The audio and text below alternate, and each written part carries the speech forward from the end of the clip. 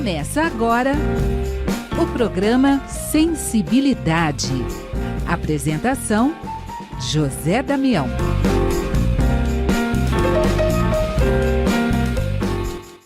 Alô, alô, alô, amigo ouvinte da Rede Boa Nova de Rádio, telespectador da TV Mundo Maior, você que nos acompanha no YouTube Tatiana Benítez, gratidão, gratidão, gratidão. Estamos iniciando mais um programa Sensibilidade. No programa de hoje, a Eva Mesquita, ela é especialista em metodologia colaborativa, ela é mediadora de conflitos, facilitadora de comunicação não violenta, educadora da pedagogia da cooperação, e ela acredita, né, na potência do diálogo. Isso é muito importante. E aí, Eva Mesquita, o que são jogos cooperativos, Eva? Os jogos cooperativos são uma forma de se jogar, de se brincar, né? Baseada na cooperação. Para te explicar um pouquinho como eu conheci, inclusive, essa metodologia, eu tenho uma formação inicial em Direito. A partir do Direito, eu me formei também em mediação de conflitos, e aí eu comecei a conhecer uma série de metodologias como a comunicação não violenta, que me interessaram muito, e fui pesquisar a respeito. E aí conheci a pedagogia da cooperação. É uma pós-graduação chamada Pedagogia da Cooperação e Metodologias Colaborativas, do Projeto Cooperação, uma empresa de São Paulo, na verdade fundada há muitos anos no litoral, hoje em dia é espalhada pelo Brasil, atua no Sul, atua em Brasília, no Rio de Janeiro, em São Paulo. E aí, por meio dessa pós-graduação, eu conheci diversas metodologias colaborativas, dentre elas os jogos cooperativos. Tem várias metodologias nessa pós-graduação que eu me interessei muito e utilizo, mas realmente uma das minhas grandes paixões são os jogos cooperativos. Eu nunca fui uma pessoa muito de competir e, enfim, já não era tanto a minha praia. E eu brinco que depois que eu conheci os jogos cooperativos, eu realmente não consigo mais brincar ou jogar, enfim, com base na cooperação. Ou melhor, com base na competição, né? Só na cooperação. O que acontece, assim, muitas vezes a gente apresenta os jogos cooperativos e as pessoas pensam, ai, mas que chato, eu vou ter que deixar o outro ganhar, ai, assim não tem graça, a gente não vai competir, não vai fazer nada com garra, e não é assim. Os jogos cooperativos, eles são muito potentes. E o que eu costumo dizer é que se já é legal ganhar, imagina ganhar em grupo, ganhar em 5 pessoas, em 20 pessoas, seja lá o tamanho do grupo que tiver, né? Então, os jogos, eles podem ser desde jogos de baralho, jogos de tabuleiro, como jogos físicos, simplesmente, né? E muitos dos jogos que a gente conhece, brincadeiras de escola, como, por exemplo, dança das cadeiras, algum tipo de pega-pega, coisa do tipo, a gente pode transformar para fazer com que ele seja um jogo cooperativo. Enfim, aí existem alguns mecanismos possíveis, né? A gente tem jogos que são apenas cooperativos, alguns que mesclam, são cooperativos e competitivos, várias técnicas para tornar uma brincadeira, um jogo cooperativo, como, por exemplo, a inversão, né? A gente fala, então, por exemplo, você tem 2 times de futebol. E aí você vai promovendo, à medida que as pessoas vão fazendo gols, você vai promovendo a inversão de times. Então, a pessoa que faz um gol, ela passa para outro time. No fim da brincadeira, fica aquela coisa, quem ganhou? Todo mundo, né? Porque a pessoa foi mudando de time. Então, eu acho que o mais bacana dos jogos cooperativos é isso, assim, essa potência que ele tem de unir as pessoas, né? A gente percebe que, no fim das contas, qual que é a lógica da competição? A lógica da competição é ter a escassez como base, né? A gente, na competição, a gente entende que para alguém ganhar, alguém tem que perder. Então, sempre vai ter um vencedor e um perdedor. Então, uma pessoa sai insatisfeita e parece que só com base nisso eu consigo ter a minha satisfação. E a lógica da cooperação é exatamente o oposto. A gente entende que o mundo e a vida são abundantes, e me parece que realmente são, né? E que tem espaço para todo mundo ganhar, e que, além de tudo, quando a gente junta forças, que é também uma base da cooperação, a gente só aumenta a nossa potência, né? É a ideia de que todo mundo junto pode muito mais do que cada um sozinho, né? Então, é muito forte, assim, a vivência dos jogos cooperativos, ela é muito significativa, muito forte, as pessoas se envolvem muito, elas percebem que elas podem jogar querendo de verdade ganhar, mas com um objetivo em comum, né? Então, eu não preciso vencer o outro, eu posso jogar com o outro, né? É muito potente, assim. E a gente também passa a perceber a importância das diferentes atuações. A gente percebe que, por exemplo, num jogo, às vezes não só quem está na frente é quem que está liderando é uma posição importante. Às vezes quem está atrás, apoiando outras pessoas, também é muito importante para fazer com que o grupo chegue onde tem que chegar. Então, a gente consegue, no jogo cooperativo, mostrar a potência de todo mundo. Às vezes, num jogo competitivo, a gente depende de certas habilidades muito bem definidas para que a gente consiga jogar e desenvolver um jogo e, enfim, se dar bem nesse jogo. E no jogo cooperativo, a gente tem por base que a gente começa junto e termina junto. Então, todo mundo está lá para se ajudar e para se apoiar. E aí, com isso, a gente consegue realmente fazer com que essas habilidades apareçam, né? E que elas se mostrem importantes, porque elas são, e que você apresente o jogo cooperativo para todo mundo. Isso é outra coisa muito bacana dele, né? Ele não requer aquelas habilidades específicas, muitas vezes necessárias num jogo competitivo. No jogo cooperativo, qualquer coisa pode ser adaptada, né?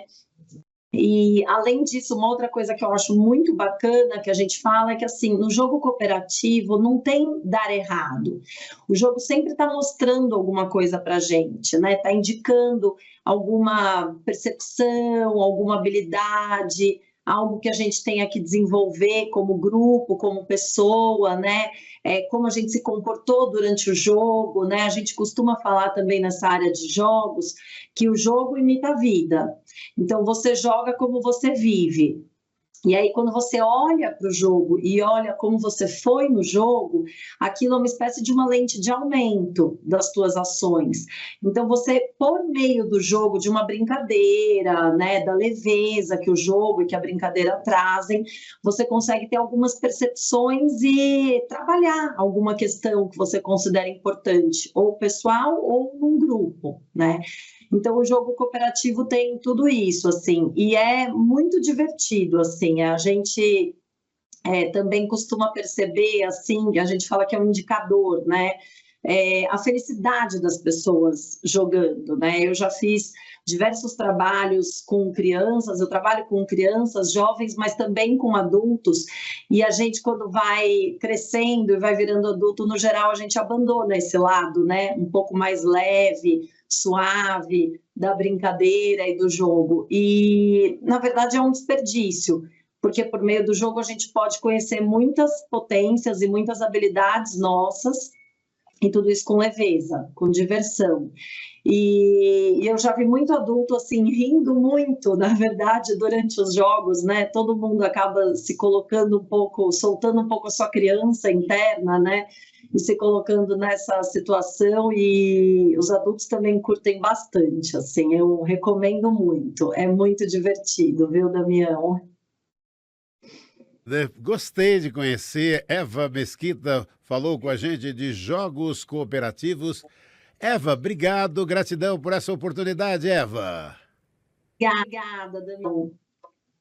Agora, no programa Sensibilidade, nós vamos a Santos, na Baixada Santista, na cidade de Santos. Val Morales vai falar com a gente sobre justiça restaurativa, ou seja, cultura de paz, né, Val? Isso, Damião. Me sinto muito honrada, muito feliz em estar aqui, podendo levar um pouquinho desse trabalho, né, o qual eu faço aqui na Baixada Santista, de cultura de paz, porque a cultura de paz, deixa eu trazer para você uma ideia. Seria um guarda-chuva, né? E nesse guarda-chuva aqui embaixo teria as ramificações da cultura de paz, que são filosofia, são metodologias, são opções de vidas, né, que a gente traz buscando essa cultura de paz, né? Então, teríamos a justiça restaurativa, o círculo de paz, a comunicação não violenta, tudo isso faz parte desse guarda-chuva e na qual a justiça restaurativa também pertence a esse leque aqui. Amplia para gente, o que é justiça restaurativa, Val? Então, a justiça restaurativa, eu não vou trazer muito no aspecto, porque quando a gente pensa em justiça restaurativa, eu acho que assim, o que vem na mente das pessoas da justiça restaurativa? Vem essa coisa assim da justiça, né? Que a justiça restaurativa ela tem que ser aplicada só nos aspectos assim, judiciais. Não só isso, mas também, né? E no aspecto assim, judicial já temos alguns avanços dessa justiça restaurativa em alguns processos que saem desse padrão convencional da justiça e vão para essa justiça restaurativa, na qual você traz para uma, digamos assim, uma negociação, né, com esse ofensor, com esse agressor, nesse aspecto assim do judicial. Mas a justiça restaurativa, ela, qual que é a essência dessa justiça restaurativa? É a forma com que ela vê as pessoas, né? Com que ela traz a responsabilidade, a corresponsabilidade para essas pessoas. Então, a justiça restaurativa, usando essa filosofia de vida, essa filosofia de perceber ao outro, de perceber o indivíduo, ela está sendo aplicada assim, em muitos locais, né? Em escolas, como poderia ser ONGs e associações, onde você queira levar essa cultura de paz, essa forma de perceber ao outro, de trazer essa escuta para o outro, de realmente perceber a realidade que as pessoas vivem, da necessidade de estar junto, de um perceber ao outro, ela pode ser aplicada. Então, ela pode ser aplicada através de círculos restaurativos, que seria uma didática também de levar essa restaurativa. Então, assim, a justiça restaurativa hoje ela está sendo aplicada assim nos mais diversos tipos de, eu não quero falar assim processos, mas ok, né? Está ganhando muito espaço também, da natureza nessa busca, né? Do ser, assim. Então, aqui em Santos nós temos um trabalho muito forte nas escolas.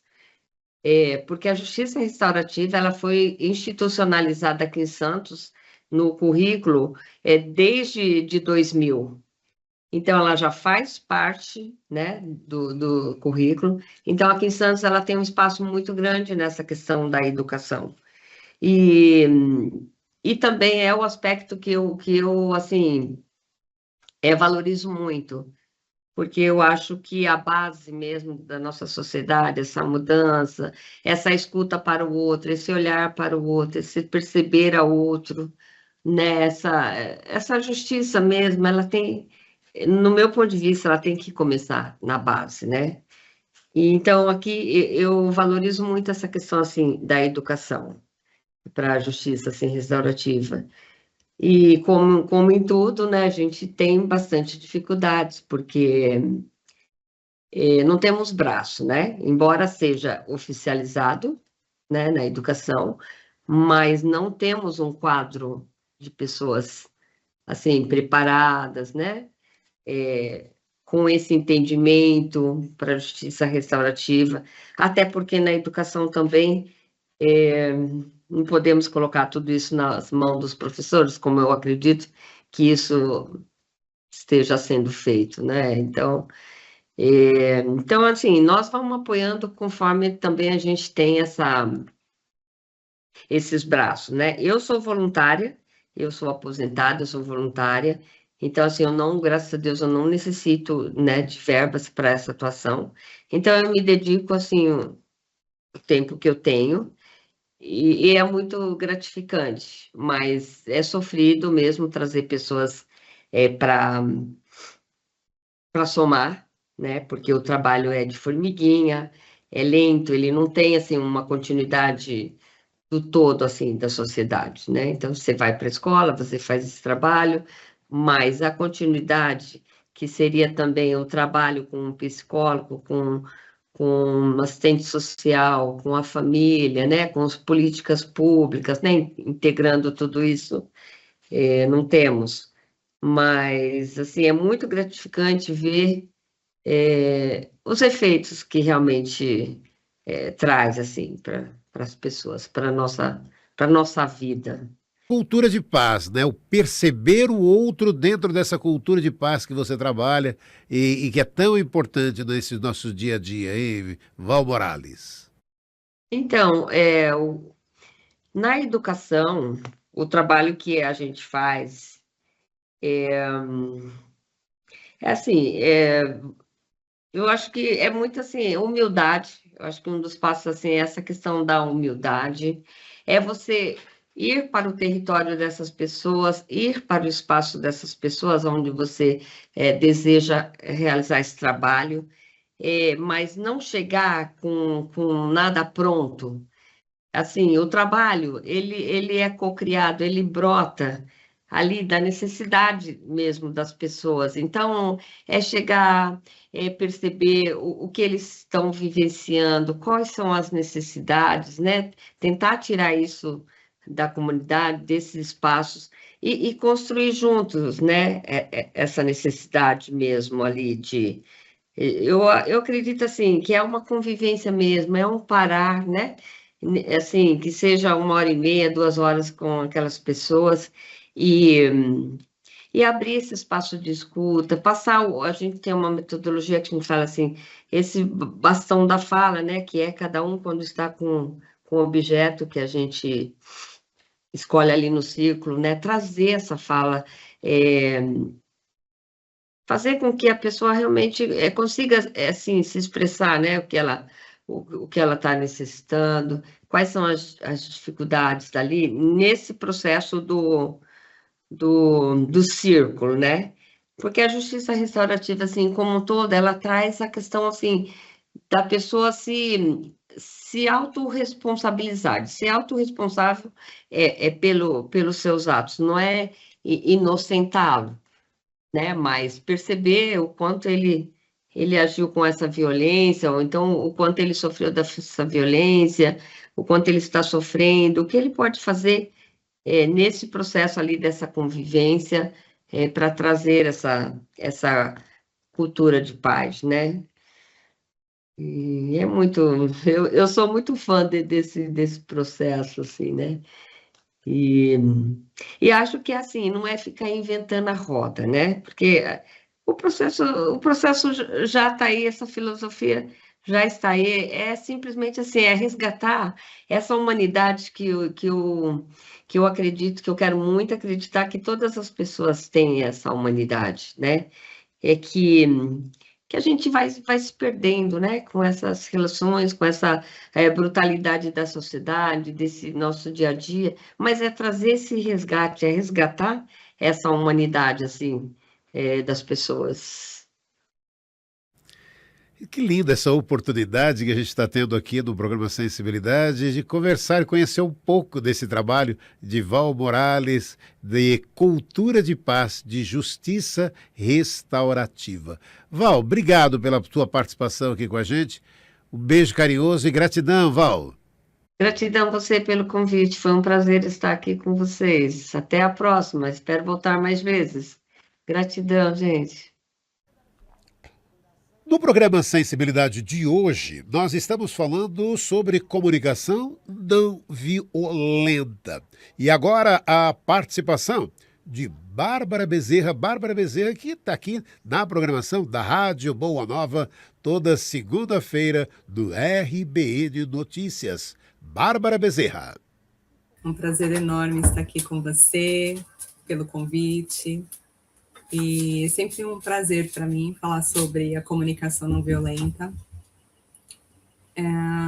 Eu acredito que esse lugar que a gente usa muito da comunicação não violenta, da empatia, ela chega para mim, chegou já há muito tempo.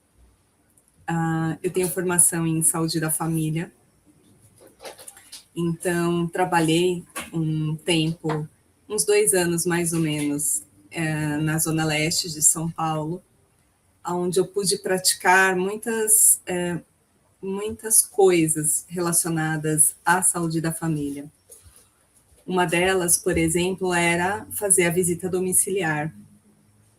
Então, era interessante porque quando eu sou de formação cirurgiã dentista, então trabalhava ali como cirurgiã dentista, e era muito interessante entrar nas casas das pessoas, porque eu conseguia ter uma noção mais ampliada da realidade dessas pessoas.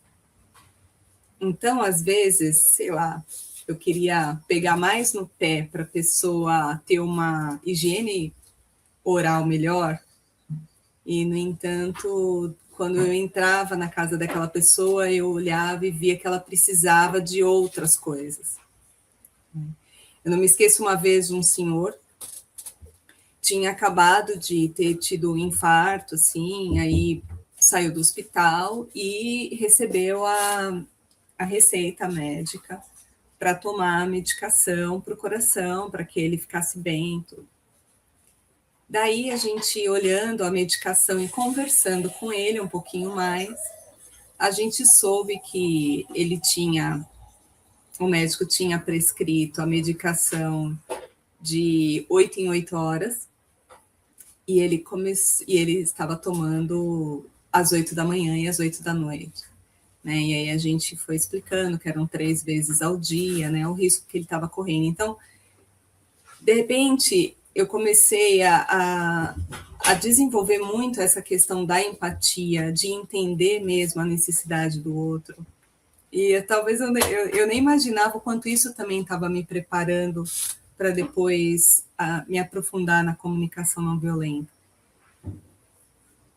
A comunicação não violenta, ela é a linguagem da compaixão. Então, como Marshall dizia, que por trás de todo o comportamento existe uma necessidade.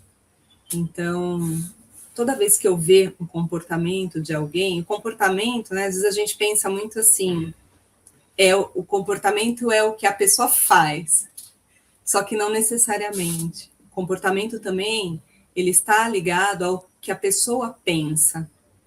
Qual é a visão de mundo dela também? Então, porque a gente se ancora nas visões de mundo que a gente tem, que podem ser muito boas para a gente, como podem ser não muito boas, porque trazem bastante sofrimento, mas são esses pensamentos que a gente tem, que a gente foi aprendendo a ter ao longo da nossa criação, das nossas interações com as pessoas, que são as âncoras que nos levam a pensar de uma determinada forma ou não. Que nos leva, por exemplo, a pensar na violência ou na não violência. Então, pensamentos, por exemplo, relacionados à violência, o pensamento do certo e do errado, da competição, do querer ser melhor que o outro, de certo modo, é um pensamento violento. Ou um pensamento, por exemplo, dos rótulos que a gente fala. Então, quando eu rotulo alguém de, sei lá, egoísta, né? Então, se eu rotulo essa pessoa, se eu julgo essa pessoa ser dessa forma, é uma linguagem violenta, porque, assim, essa pessoa ela não se resume nisso. Então, quando a gente trabalha com rótulos, a gente trabalha numa linguagem estática, e o ser humano é dinâmico. As pessoas, elas mudam a cada dia, todos nós mudamos a cada dia. Eu não gostaria de ser taxada, sei lá, de bagunceira, eu já fui pela minha mãe, e acho que hoje eu já melhorei bastante. Mas eu não gostaria de ser taxada dessa forma, minha vida toda, ser olhada dessa forma. Porque eu tenho muitas versões de Bárbara. Pode ser que eu seja bagunceira hoje, talvez um pouco lá no meu armário de roupa, pode ser. De repente, no meu trabalho, onde eu tenho lá minhas caixas de prótese dos meus pacientes, está tudo arrumadinho, né? Eu tenho várias versões, e os meus livros estão um pouquinho mais arrumadinhos.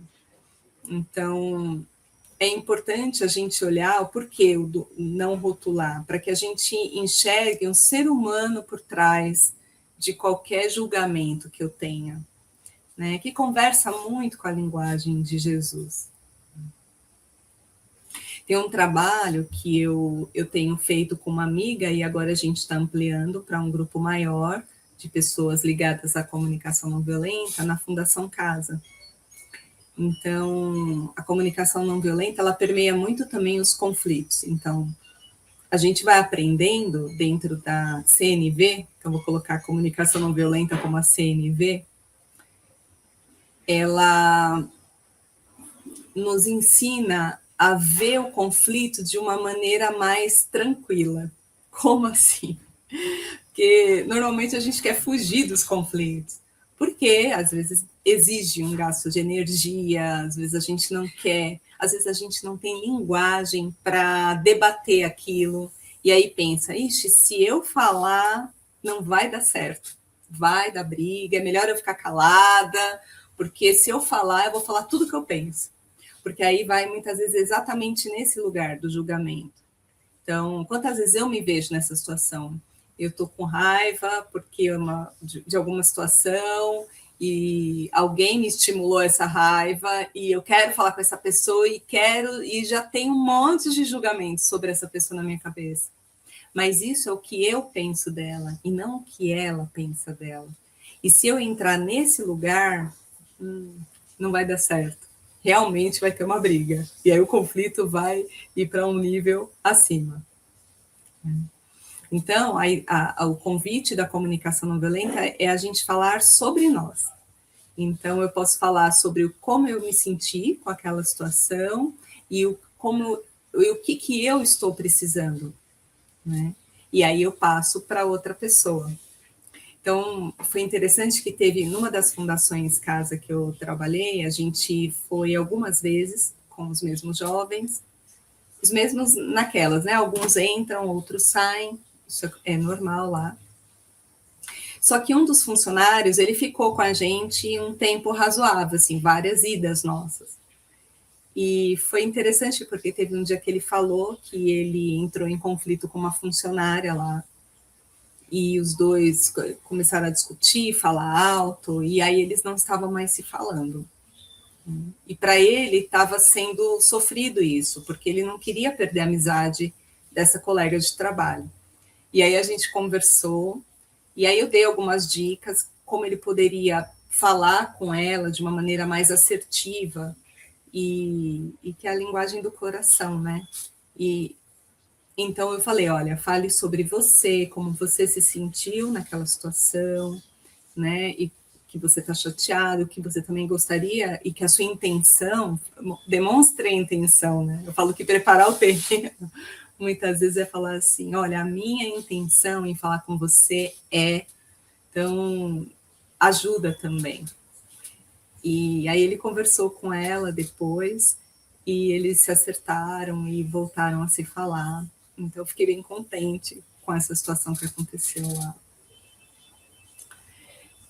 E uma outra situação, essa mesma pessoa falou assim, nossa, agora nas nossas reuniões eu comecei a perceber o porquê que a minha esposa ficava brigando comigo, de cara feia comigo, é porque realmente eu não estava ajudando o suficiente.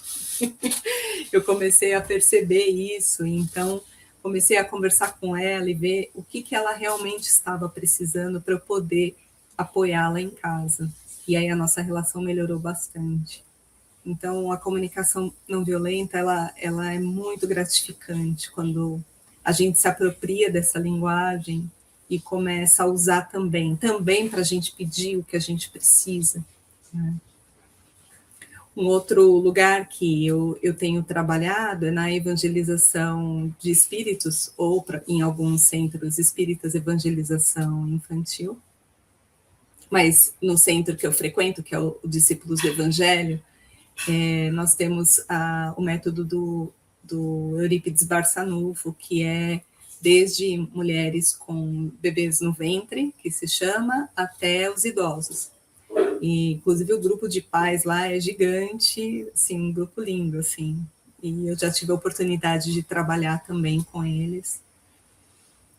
E aí eu levo, né, que nem a Eva esteve aqui, né, com você, e eu levo, agora cada vez vou tentar levar mais jogos cooperativos, que são jogos onde as pessoas, elas ajudam umas às outras, né?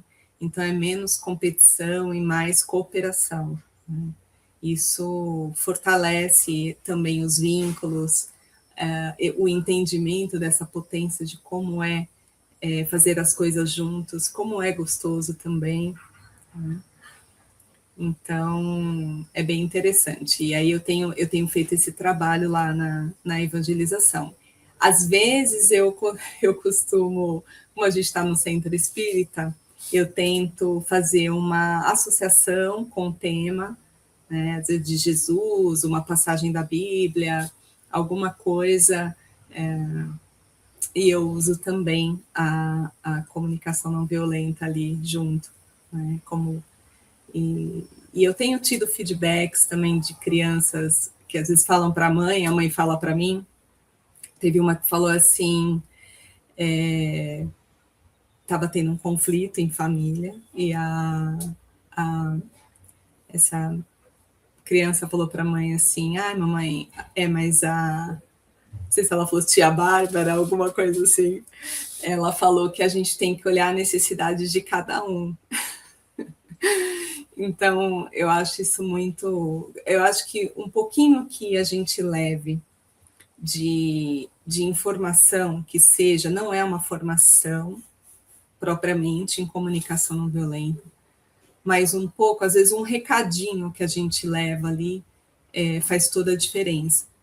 Teve uma vez que eu estava num dos grupos de evangelização de espíritos, e aí eu estava explicando que eu levei um jogo de cartas que se chama Grok, que é de sentimentos e necessidades. São cartinhas só com as palavras de sentimentos e necessidades. Daí eu levei e pedi, então, para cada um fazer um exercício de lembrar de alguém que tivesse um conflito com essa pessoa. E aí cada um pensou numa pessoa em especial, e daí eu coloquei as cartas das necessidades e pedi para essas pessoas fazerem um exercício, que é aquele exercício de eu tentar me esticar até o outro, é tentar entender por que o outro está se comportando daquela forma, por que falou aquilo para mim, o que essa pessoa está precisando, o que ela quer, né? O que é importante para ela, que ela está querendo cuidar na vida dela. E daí eu coloquei acho que até no chão, e aí o pessoal foi escolhendo, e aí uma das evangelizadoras começou a chorar muito, uma senhora, começou a chorar muito, e falou assim, olha, eu consegui entender o que a minha mãe queria com o comportamento que ela tinha comigo no passado. Depois de tantos anos, eu consegui, quer dizer, ela achou uma palavra, né, que representava muito ali em profundidade para ela. Então, a comunicação não violenta, ela tem algo assim de muito precioso mesmo. No livro do Marshall em inglês, o subtítulo do livro é A Linguagem da Vida, né? Porque realmente, quando a gente, entendendo no sentido, né, de quando, que nem a Val, né, trouxe a justiça restaurativa, que também é uma metodologia muito interessante, eu não entendo em profundidade, mas é uma forma também de trazer diálogo para as conversas e entendimento entre as pessoas, onde a necessidade de todos é respeitada, né? Ser mediador, por exemplo, de conflitos não é uma coisa simples, porque exige muito para você realmente ser neutro numa situação e mediar um conflito de dois lados. Você não pode pender para nenhum lado e respeitar a necessidade de cada lado, né? É algo desafiador, mas possível. Eu acho que cada vez mais o meu desejo é que mais mediadores de conflitos sejam formados e consigam trabalhar nesse lugar de paz, né, que a gente quer estabelecer aí no nosso planeta, né, é o que a gente deseja.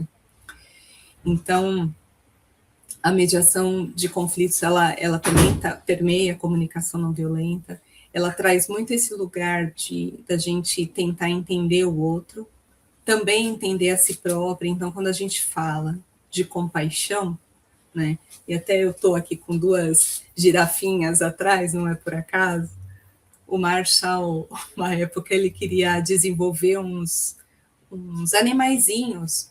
O Marshall Rosenberg, que foi o sistematizador da comunicação não violenta, ele queria fazer alguns fantoches ou alguns animaizinhos para poder falar de comunicação não violenta nas escolas.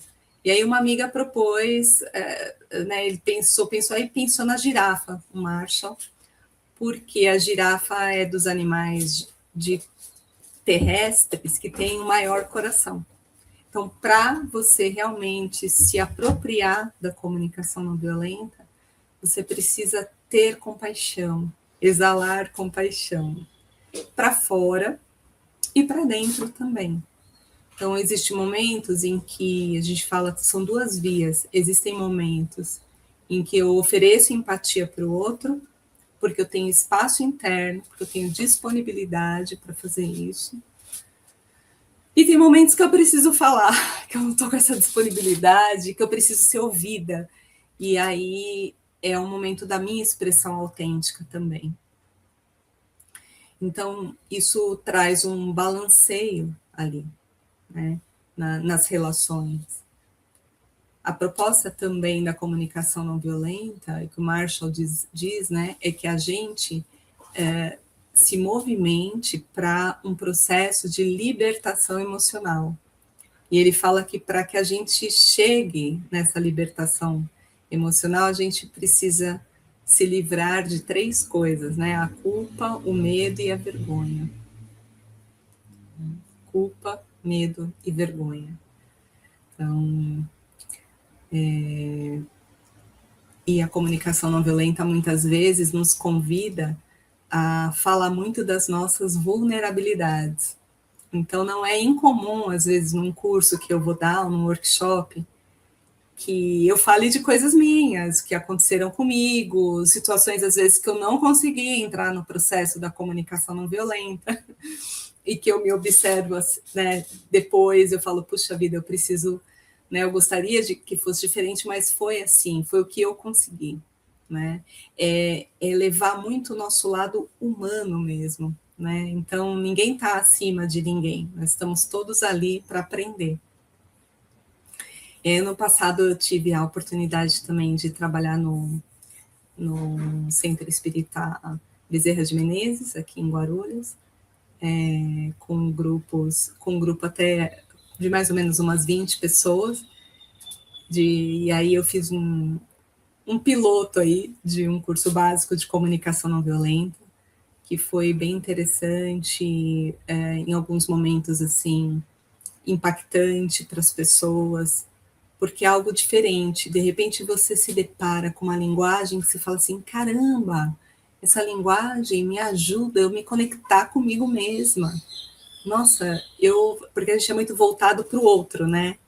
Porque o outro é assim, porque aquela pessoa, né, me fez passar raiva, né?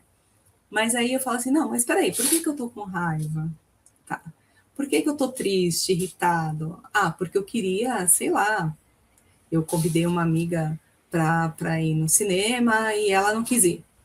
E aí eu falo, poxa, mas que egoísta, né? Quando ela me pede, eu vou, algo assim, né? E aí a CNV, ela nos ajuda a olhar para dentro,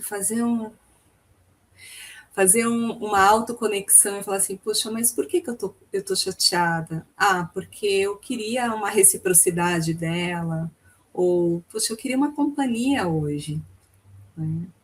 E aí, a partir daí, que eu olho para o meu interior e percebo a minha necessidade lá pura, o que eu preciso, eu falo, poxa, se eu preciso de companhia, precisa ser essa pessoa? Será que eu não posso convidar uma outra amiga, um outro amigo?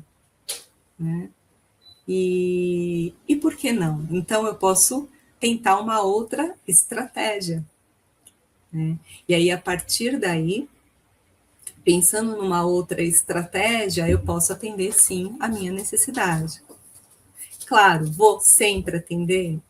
Não. E aí a gente fala também, dentro da CNV, que às vezes o que nos resta é enlutar, é realmente viver aquele luto que não tem o que fazer, como mudar aquela situação. E quando a gente, voltando um pouquinho, né, para essa coisa da cooperação e de relacionamento, né, como a Eva trouxe, a gente fala também, dentro da comunicação não violenta, nós temos aqui o escritor Rubem Alves, que ele diz, tem um texto dele, que ele diz a diferença, ele fala sobre a diferença de relacionamento de casal, que eu acho que pode se estender para relacionamentos no geral. Mas ele fala que existem 2 tipos de relacionamento, né, de casais. O relacionamento jogo de tênis e o relacionamento frescobol. Então, no relacionamento jogo de tênis, então, os dois, assim, são 2 jogos, e, sim, 2 raquetes, uma bolinha, 2 jogadores. No jogo de tênis, qual que é a ideia? A ideia é eu ganhar. Então, eu vou dar as cortadas que eu puder, eu vou jogar lá naquele lugar que o outro não vai conseguir acertar, eu vou tentar achar o ponto fraco dele, porque eu quero que esse jogo acabe o mais rápido possível e eu ganhe. Né? Então, quando a gente passa isso para as relações, eu penso assim, não, a minha ideia é a mais correta, eu estou sempre certa, eu quero ser mais amada pelos filhos, eu quero mostrar a minha superioridade, sei lá, moral, né? Eu te falo, intelectual, eu quero ser melhor que o outro, né? Ou financeira, né? Eu quero falar quando ele erra, mostrar que está errado. Então, o tempo todo, eu estou competindo com o meu cônjuge. E aí, Rubem Alves fala que esse tipo de relação tende a terminar logo, porque vai ficando insustentável. Né? E, no caso das relações frescobol, para quem já jogou frescobol, normalmente a gente joga na praia, né? Até eu estava na praia e agora em janeiro joguei um pouquinho com meu filho e com meu marido.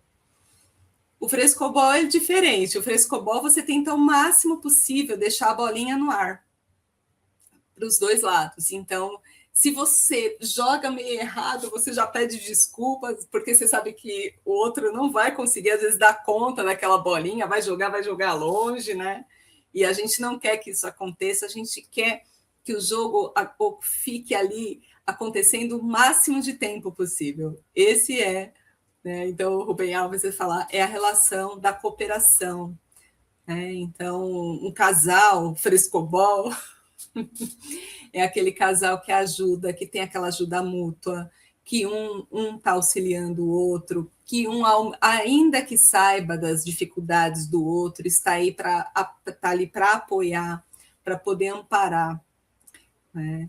Então, consegue ter um balanceio ali de ideias, então nos conflitos conseguem, de alguma forma, estabelecer uma harmonia entre as necessidades de todos, tentam achar estratégias para chegar no objetivo comum, estratégias que possam ajudar os dois. Então, esse tipo de relação, a relação frescobol, que é a relação da cooperação, ela tende a durar, ser muito mais duradoura. E, bom, eu quero finalizar aqui, dizendo, sou a Bárbara Bezerra, eu já, acho que há uns 3 anos, tenho feito colunas de comunicação não violenta para a Rádio Boa Nova, que foi a grande responsável de eu estar hoje mais aprofundada na comunicação não violenta, porque para produzir conteúdo eu comecei a estudar mais e me apaixonei mais ainda. Tenho meu canal no Instagram, para quem quiser seguir, é barbarabezerra.humaniza, e estou muito feliz de ter participado aqui, da Eva ter participado, da Val ter participado, e que fazem parte da comunidade de comunicação não violenta e que são minhas queridas. Obrigada, viu, José Damião? Estamos encerrando mais um programa Sensibilidade. Hoje conversamos sobre comunicação não violenta. Semana que vem estaremos juntos com mais um programa. Até lá!